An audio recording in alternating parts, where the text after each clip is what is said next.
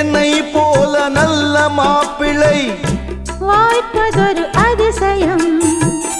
என்னை நீயும் ஏற்றுக்கொண்டது பாவையன் பாக்கியம்.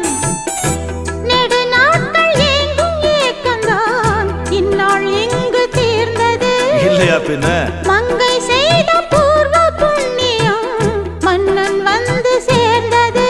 ஓச்சுடா. உன்னை பார்த்து நான் சொக்கி போகிறேன். கட்டபொம்மன் பேரா கட்டிக்கொள்ளு ஜோரா. அடிக்குது குளிரு என்ன மடக்குது தளிரு.